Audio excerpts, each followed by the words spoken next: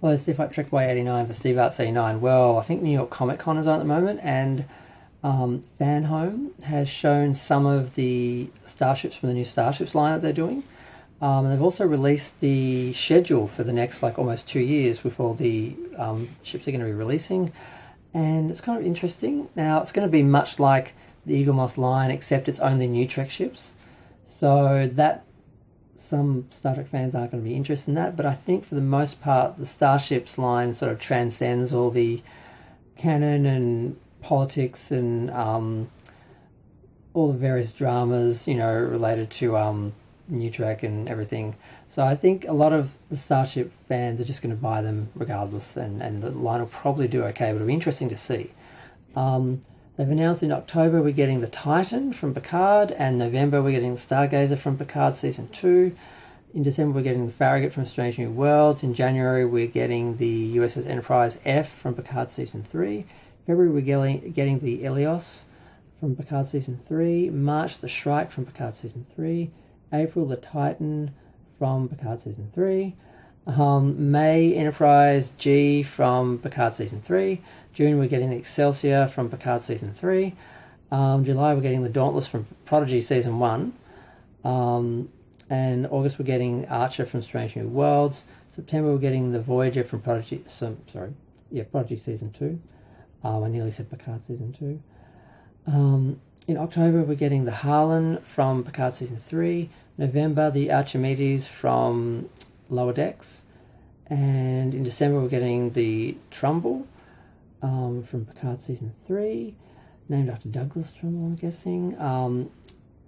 January we're getting the Protostar. You'd think we would have gotten the Protostar sooner because it's like a main ship, but then again that's Prodigy, so it's not really.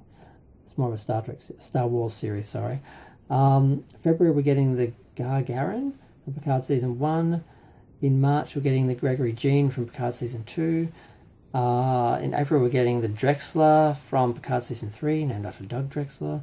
And Alido is coming in May, and that's from Lower Decks Season 3. And I think that's it now. Okay, I'm seeing some different prices here.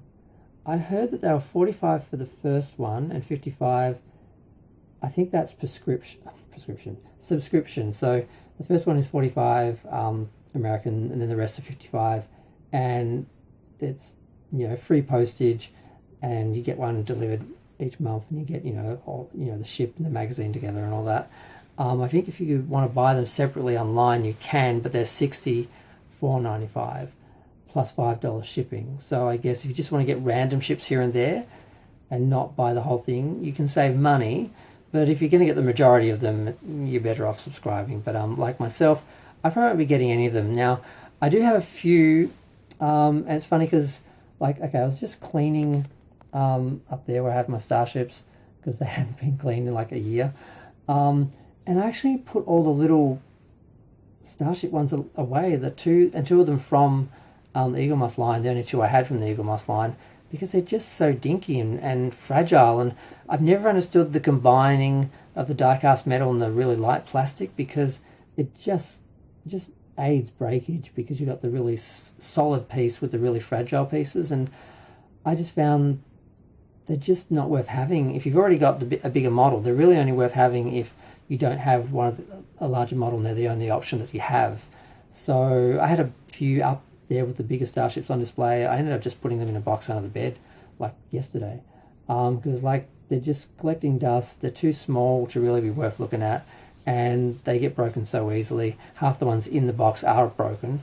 So I really am not feeling this line. A couple of the larger ones I'm thinking of getting, but they're still just that little bit too small, really. I don't see the point in having small Starships. I guess if you want all of them, it makes it easier to have all of them. You can have a big bookshelf and have hundreds stacked on there. If you just are about getting them all and just having a representation of all of them, I guess that kind of works, but I'd prefer them to be a little bigger. So aside from a couple that you can't get as models, I can't imagine really buying any. There's still a few from the Eagle Moss line I'm probably going to end up buying, literally 2 or 3. And that's it. And I can't see myself really buying anything from this line at all. Really, I'd rather just wait till they do proper models.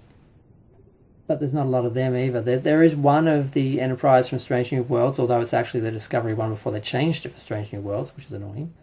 There's already two versions of it.